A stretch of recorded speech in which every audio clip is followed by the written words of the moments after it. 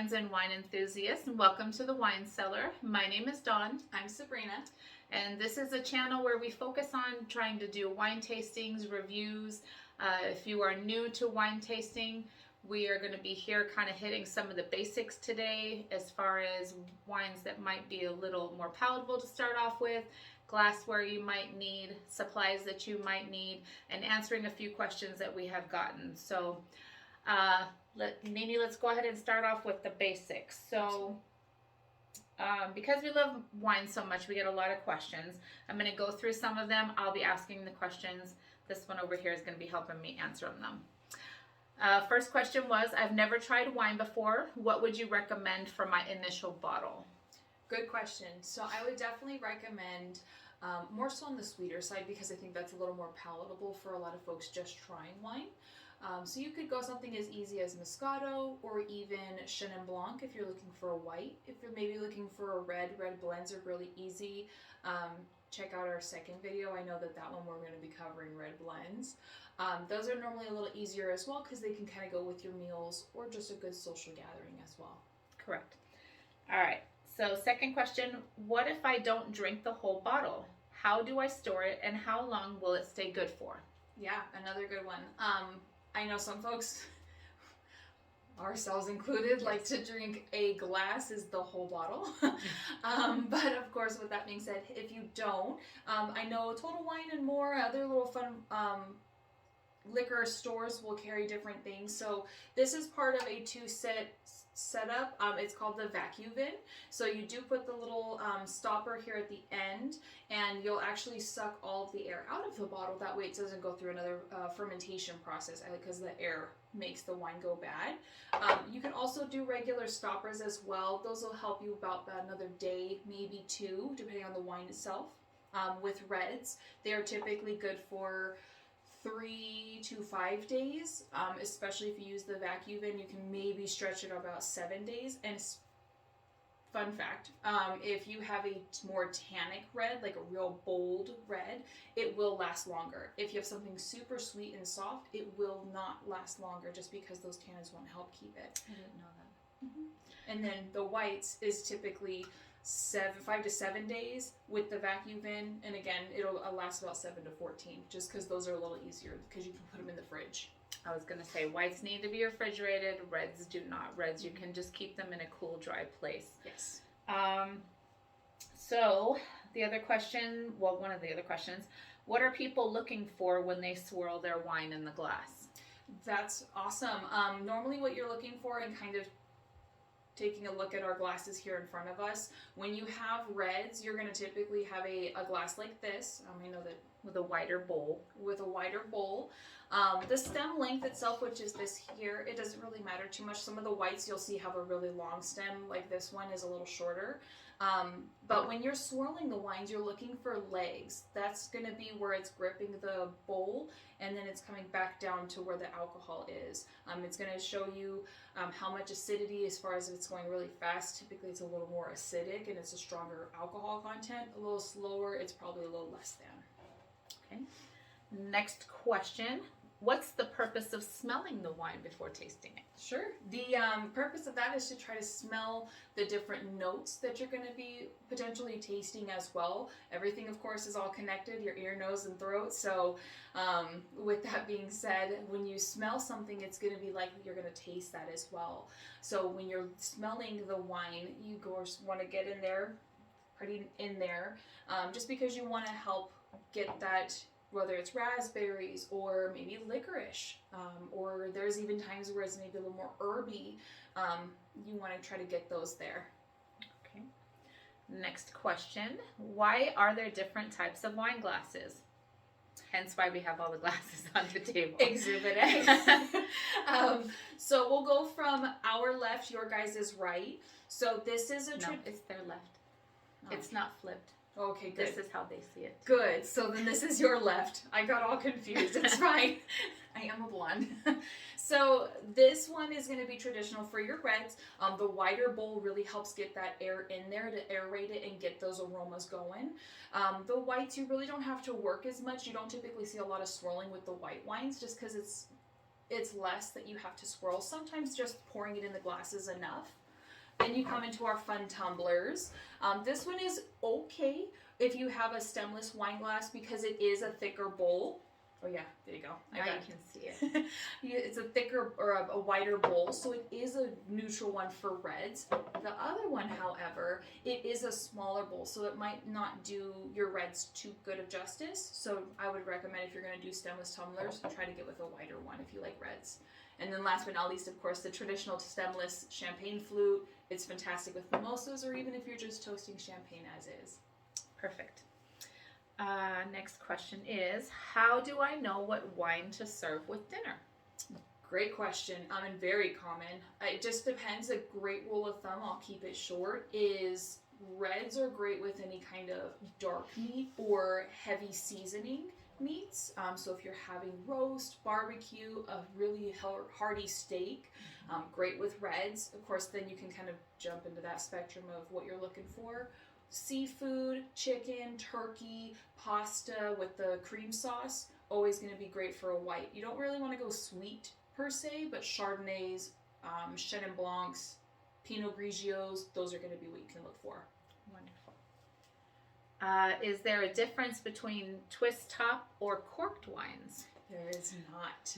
We do have an example, but we'll get to that later. We do.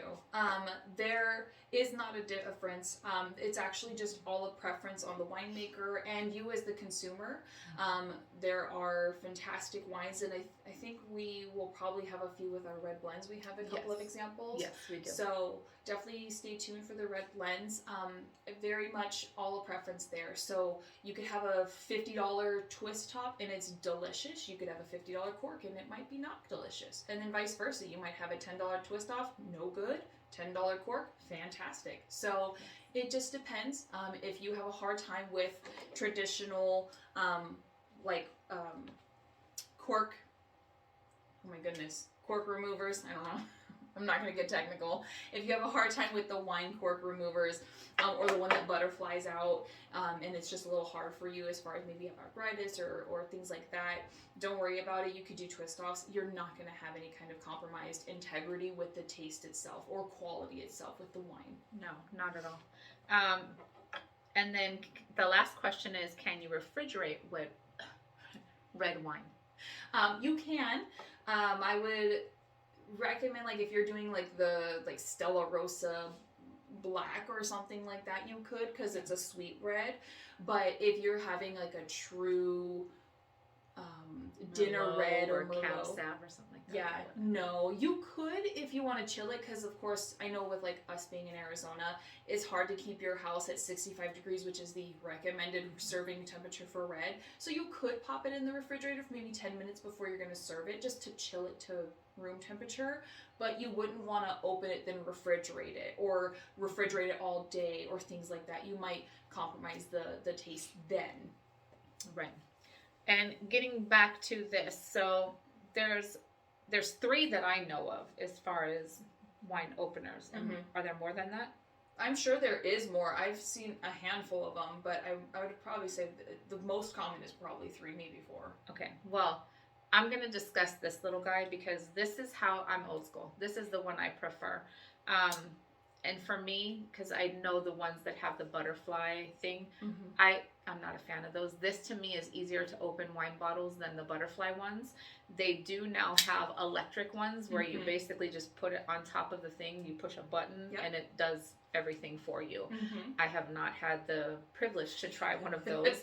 So maybe someday I will try it and see if I like it better. But I've had this since I worked at Arizona Biltmore, and it has never done me wrong. It's so easy to use. A lot of people are intimidated by this one, but to me it's the easiest. And like they have, to piggyback on that, just because I know we're talking, they have one that it has an extension, so maybe your inserter, maybe it doesn't have a long enough situation to really get all the way down where you can get the lip of the bottle. They have one where it is an extension one too. I think this might have had one and it just broke off now, but there is one where it sits right here and it has a little extender about to here, and it's just to help so that way you can get onto your bottle in case this doesn't get to go enough to where you can actually start to pull the cork out. So that's really cool too, again, just depending on what type of wine and cork you're dealing with.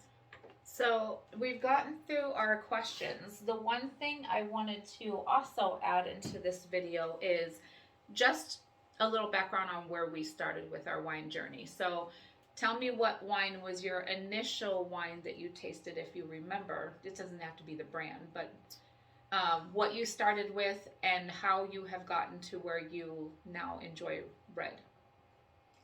I started with Stella Rosa. That was my girlfriend. I feel like a lot of people start there, so there's no judgment. Absolutely. Me and Stella Rosa had a really great relationship for the longest time.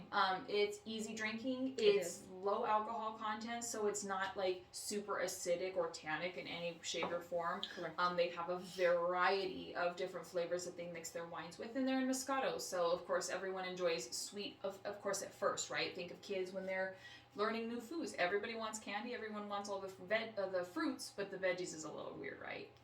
So I started with Stella Rosa. I want to say Stella Rosa Black, and then I kind of ran around her whole lineup.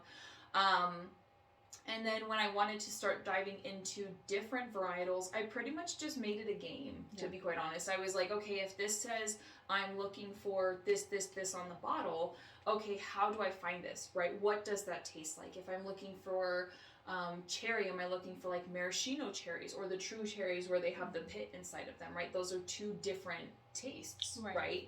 So I just made that a game where, as opposed to being closed off and thinking, oh my God, this is going to be super dry and I'm not going to like it, I had the open mindset, the open approach, and that seemed to be a lot easier for me. And even still, there's some that are very tannic and I don't necessarily dislike it. It's just not one I would purchase maybe again, or with the right food I would probably enjoy it more. Right. What about you? I actually started with Riesling. I still love Rieslings. It's probably one of the only white wines that I truly enjoy anymore. I have liked a few Pinot Grigios. What are some of the other things that I've tried that I like as far as the whites go? We do these wine tastings monthly, you guys, anyways, on our own. So that's why we decided, you know what, there's a lot of people out there that are probably intimidated by wine and don't know where to start, don't know what supplies to buy. So we just decided, you know what, instead of keeping the tastings just to ourselves, where we're the only one that has knowledge of what is, I guess, decent and what's not. Again, these are our opinions, so please don't, if you like something and I say I'm not a fan of it, please don't come down on me. This is just my taste buds. Everybody's going to like different things. Absolutely. But this is kind of why we wanted to do it, is to help people understand that just because you don't like this Chardonnay doesn't mean you hate all Chardonnays, because you may like this Chardonnay and may not like 3 other ones. So that's kind of why we're sticking with doing like red blends, and then a little bit later we're going to be doing Pinot Noirs and doing white blends, because you can like one wine from a type and not like all of them. Absolutely. So that's where you start to develop your palate. I will actually put a picture in the description box below after we post this video that kind of gives you the gamut from the very, very, very sweet to the darkest reds, and what you can kind of expect in that range. I started in Riesling, which is not the sweetest of the bunch. Could be. Because I haven't had them where they're super sweet. They're mostly dry, especially if you get them from Germany. They're always going to be dry. Yeah. Dry. Yeah. But as far as foreshadowing, we'll do a Riesling one. Don't worry. Oh yes. As far as my depth on the red scale, where am I at? Again, I didn't say this before. Look, let's be real here for a minute. We are not sommeliers. No. We are not the master of wine tastings. So we are kind of learning as we go as well. So please don't come for our brand and start talking smack down below. We know we are not well educated on wine, but we are just providing a little bit of education for people who are maybe on the same level as us, or even more beginner level. So I know right now Cab Savs are my favorite, but what's darker than that I have tried? Well, you were a fan of Grenache. Grenache, I would say, is a little darker, deeper. I did like that Grenache. You did. I would say you like Grenache. That was okay. You thought that was fun. And then I'm still not at Merlot's, you guys. I'm trying. And It's so it's bitter funny because to I me. feel like Merlots are less than Zinfandels, and you're okay with a handful of the Some. Zinfandels. That's what I'm saying, a handful. Not all of them. Oh, I love them. We're gonna do She a does. tasting. That's her favorite. I've had a couple that I like, but a lot of them I'm just like, ooh, too tanny. Do our smoke. Yeah. And let's get on that. Describe what tannins are, because we're gonna when we do these tastings, we're gonna be talking about the different flavors that we're gonna taste, and one of them will be the level of tonicity or tannins in them. So describe what that is, please, and so when people see our videos, they kind of understand what we mean by that. Yeah. So kind of for the fun wine lingo, tannins, all that is it's just the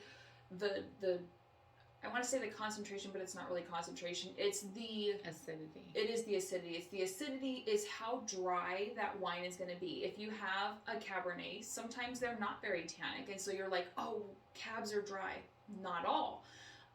Then you might have another one where, again, some Merlots, they are going to be a little more on that tannic side. So if you gauge that tonicity, kind of if you might drink beer, right? A low tannin wine is going to be like Miller Lite, Michelob Ultra, right? Then if you go and you have like, holy cow, this is a lot of tannins. That's your IPAs. IPA, right? And you're like, whew, it's Too like much. your whole taste buds on the sides of your tongue will probably be really dry. Almost feel like you had one too many Popeyes biscuits or something like that. Like, that's how dry it's gonna be. Sorry, Popeyes, I love you. That was dig. Oh, goodness. Hashtag, it's facts. Hashtag I love. But that's kind of to keep things fun and light. That's pretty much how that's gonna be the easiest to explain it. Because again, everyone's taste buds is different, and even if we think about light body to full body, right, the easiest thing to compare that to, light body is like skim milk. When you taste skim milk and it's real light and just watery, 2% milk, that thickness of the liquid itself, a medium body. If you do whole milk or whole milk, then that's going to be the full or body.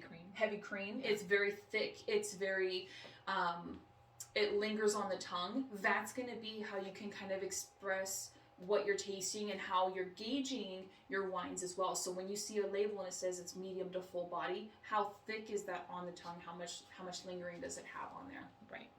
And tannins are important because they are a natural antioxidant that occur within the grapes. Mm-hmm. They are what keep the integrity of the wine, so they are important. Yes. Some winemakers, and we're going to get into this, there's a whole sulfites versus tannins argument, and we'll get into that on another video because that'll make us run too long today. But the tannins are not a bad thing. So if you hear us say, oh my gosh, it's really tanny, that just means it's not preferable to our taste buds.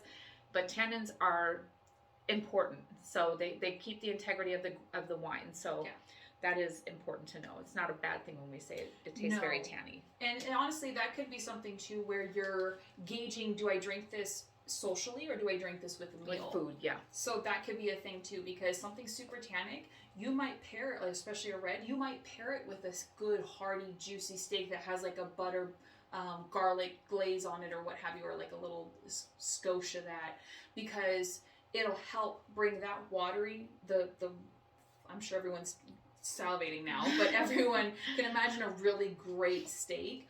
Now you pair that with a red wine, the balance. Yes, the balance of the two really help make that very enjoyable, especially if it's very seasoned and you charred it, and then you have something a little more on that smoky, peppery side of a red Zinfandel or a red Cab.